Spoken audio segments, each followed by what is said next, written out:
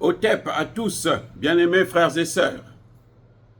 Anthony Blinken, secrétaire d'État américain, appelle le président Tshisekedi pour lui demander de négocier. Avec qui? Avec le Rwanda. Quel Rwanda? Le Rwanda que eux ils sont en train d'équiper, de soutenir. Le Rwanda qui a signé les accords avec l'Union européenne pour l'exploitation des matières premières qui se trouvent au Congo. Ouh! Tshisekedi est devant un fait accompli. Tshisekedi est en train de passer un test grandeur nature. On va voir que va-t-il faire. Va-t-il négocier? Va-t-il céder? C'est pour ça que la dernière fois, quand Tshisekedi est passé en Angola, il a dit « J'accepte le principe de la négociation. » Monsieur Tshisekedi, ça suffit. Vous savez quoi? Pourquoi il négocie? Eh bien, je vais vous dire. Le Rwanda est en difficulté énorme. Ses troupes sont en train de se faire massacrer. Je dis bien massacrer. Je vous ai dit sorti la vidéo la dernière fois. Le Rwanda utilise des enfants de 14 ans à 15 ans, 16 ans. Des mineurs. Il leur donne des armes. Et les pauvres se font tuer. Les soldats congolais, les Wazalendo, parfois quand ils tirent sur eux, ils se rendent compte que c'est un enfant de 16 ans. Ils disent, mais comment, qu'est-ce qui se passe?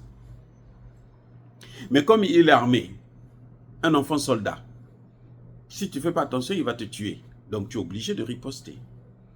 Donc on ne les épargne pas. Vous avez appris que le président du Kenya, William Ruto, en fait, on enlève le haut là, ça fait Ruto, le nom de la femme de Kagame, donc ils sont pareils, c'est un couple quoi. Il est aux États-Unis. Il a rencontré le président Biden. Ils ont présenté une conférence de presse ensemble. Ce que Tshisekedi n'a jamais pu avoir. Tshisekedi vient aux États-Unis, Biden, le boude, Biden frime, Biden, il fait comme s'il n'a pas, Biden envoie rencontrer le secrétaire d'État. Mais Tshisekedi, comme c'est une couille molle, il a continué à les suivre. J'espère que maintenant il a compris.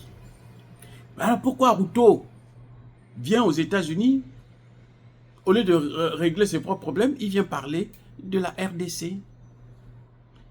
Vous savez ce que Ruto dit? On ne peut pas gagner cette guerre-là militairement. On ne peut pas régler ça par les armes. Il faut le régler par la négociation. Comme ils ont fait pendant 18 ans, pendant 30 ans. 18 ans comment vous l'appelez, Joseph Kabila.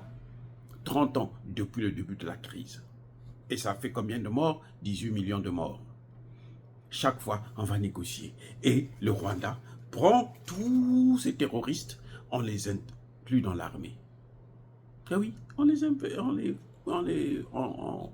met dans l'armée. Eh oui, on les recrute tous. Avec les grades qu'ils ont, des faux grades, général, colonel, commandant, lieutenant, capitaine, ainsi de suite. Et c'est comme ça qu'ils ont envahi l'armée congolaise.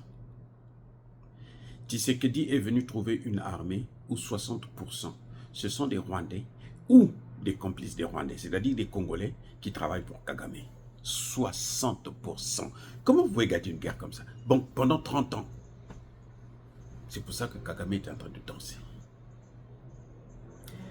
Actuellement, nos patriotes, les grands, les yaya, ceux que nous respectons, Yanke Azana Plonaye, Yumape Azana Plonaye.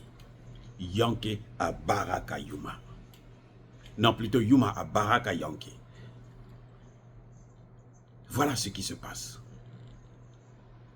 William Ruto est aux États-Unis. Lui fait partie de l'AES. L'AES n'est plus au Congo démocratique. Maintenant, nous avons la SADC. Il vient aux États-Unis, dit à Biden, lors de la conférence de presse, hein, oh, mais vous savez, nous, à AES, on était là-bas, on a échoué. La SADC est là-bas, ça ne change pas. Donc, le problème, là, ce n'est pas un problème qu'on peut régler militairement, il faut passer par la négociation. Vous savez pourquoi? Parce qu'ils sont massacrés. Donc, ils veulent que le Congo puisse respecter un cessez-le-feu. Il vient vous parler des accords d'Arusha, des accords de Luanda, des accords c'est quoi ça? pour donner le temps à Kagame de se réorganiser. Je vous ai dit que Kagame est en train de circuler en Afrique francophone, là. C'est pour chercher des hommes, parce qu'il a besoin des hommes. Même si vous avez des armes, si vous n'avez pas d'hommes, vous ne pouvez pas faire la guerre. Vous ne voyez pas en Ukraine, l'OTAN envoie des armes, non? L'Ukraine arrive? Non, parce qu'ils n'ont pas des hommes. Maintenant, eux, la solution, c'est que il faut pousser Tshisekedi à respecter le cessez-le-feu, à négocier avec Kagame. Et là, qu'est-ce qui se passe? Et le grand Biden, non, Blinken, le secrétaire d'État américain, il a téléphoné Tshisekedi il y a 2 jours pour lui dire non, vous savez, on va négocier, le Rwanda doit retirer ses troupes. En fait, ce n'est pas un retrait, c'est une fuite pour donner à Kagame le temps de se réorganiser, de trouver encore des hommes. Au moment où nous parlons, aujourd'hui, jeudi 23 mai 2024, la cité de Chacha a été libérée. Actuellement, au moment où nous parlons, Roubaya est encerclé. Roubaya est encerclé. Tous les Rwandais et les M23 qui sont à l'intérieur, aucun ne sortira de là vivant. Nous sommes dans la forêt congolaise. Les gars, la forêt congolaise, je vais vous dire une chose, la forêt congolaise, là, si vous ne la connaissez pas, quand vous rentrez à l'intérieur, vous n'allez pas vous en sortir. Parce qu'à l'intérieur, là, ceux qui contrôlent cette forêt, nos ancêtres qui sont dans cette forêt, ils entendent la voix. Ça, c'est la spiritualité africaine. Ça, ce n'est plus l'islam, la Bible, quoi là. Non, ça, c'est la spiritualité africaine. La forêt congolaise, là. Si vous n'êtes pas congolais, quand vous êtes dans cette forêt, vous pouvez invoquer qui vous voulez. Il ne viendra pas. Vous pouvez invoquer vos ancêtres, ils ne viendront pas. Quand vous êtes congolais, vous parlez, ils vont venir. C'est pour ça que les Rois-Alédos sont en train de réussir. Vous croyez que c'est quoi? C'est parce qu'ils sont chez eux. Parce que les esprits de ces forêts-là sont avec eux, les soutiennent, les encouragent, les protègent, les gardent. Eh oui. Et William Ruto vient à Washington penser que Biden, qui est déjà complètement à la cathode, j'allais dire à l'agonie, puisque Trump va prendre le pouvoir.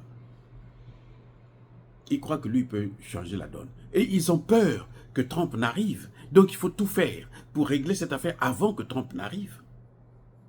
Voilà le problème. Parce que si Trump arrive, c'est pas sûr que Trump puisse accepter de continuer à supporter Kagame. Il y avait le calme là parce que Trump était là. C'est quand Biden est venu que c'est reparti. Que Kagame a commencé encore à danser comme un petit un coq dans le poulailler. Et maintenant qu'il est en difficulté. Il est en extrême difficulté. Je vous ai parlé des cités qui ont été récupérées. Des montagnes, collines, villes, villages. Les soldats congolais et les Ouazalendo vont reprendre tout le territoire congolais. Ah oui, c'est un impératif. Maintenant, nous comptons sur Tshisekedi pour ne pas accepter l'écoute. C'est vrai, on va l'intimider. On va dire, on va sanctionner, on va faire ceci. L'Amérique, là, ne peut plus rien faire à qui que ce soit. Leur arme atomique, là, s'ils sortent ça, la Corée du Nord va sortir son arme pour envoyer aux États-Unis. Ah, j'ai dit, hein, l'Amérique ne va plus utiliser l'arme atomique dans le monde. Parce que si elle utilise l'arme atomique, là, tous les pays qui ont l'arme atomique, là, vont diriger leurs armes aux États-Unis. Quelle raison elle va invoquer encore? Le Congo, c'est un territoire américain, c'est une colonie américaine, c'est fini. Donc Tshisekedi, on te dit, on te répète encore, vas-y, rapidement, voir Poutine, signe des accords, et puis amène-nous des armes, amène-nous la protection, nous allons faire la guerre et nous allons la gagner. Voilà comment on va régler ce problème-là. William Ruto, il est parti là, il perd son temps. Il perd son temps. Le Congo n'est pas à vendre. Le Congo, aucun centimètre du Congo ne va être pris. Mais c'est au Congo qu'on a inventé les mathématiques, non? Vous savez pas? Lorsque je dis Ishonga, c'est où? Ishonga, c'est au Congo. Ishongo plutôt, c'est au Congo. C'est parce que Dieu est là, Dieu a béni ce pays. Et des voyous, des imbéciles sont en train de le déchirer, en tout cas vouloir le déchirer. Kagame a trop tué. Maintenant, il est temps que Kagame puisse payer. Si les Rwandais ne lui font pas payer ça, eh bien, au Congo, on va terminer sa carrière. C'est ça le problème. William Ruto, c'est vrai, on lui a donné le... comment vous appelez? Haïti à gérer pour les Américains, parce que les Américains ont réussi à mettre Haïti complètement en lambeaux. Mais encore, même là, je veux vous dire que Haïti va se relever. Eh oui. Les ancêtres qui ont combattu là pour Haïti, là, ils ne vont pas se laisser faire. Vous pouvez faire tout ce que vous voulez. Vous pouvez aller prendre les Ruto parce que c'est des Noirs. On se dit comme ce sont des Noirs, ils vont pouvoir venir. Non. Il y a des gens, eux, ils voient tout, ils savent d'où ils viennent. Donc, William Ruto est en train de vouloir sauver Kagame et se sauver lui-même. Et sauver les matières premières pour l'Amérique et l'Europe. C'est peine perdue. Chaque chose a son temps. Soyez bénis, abondamment bénis par le Dieu des Kémites et par nos ancêtres évangélisés. Mais que tous ceux qui persécutent le continent africain, le pillent et le déstabilisent, qu'ils soient noirs, blancs, chinois, arabes, indiens ou qui qu'ils soient punis, maudits, foudroyés, neutralisés, écrasés, effacés par le Dieu des Kémites et par nos ancêtres évangélisés. Vive l'Afrique éternelle. J'ai dit et j'assume.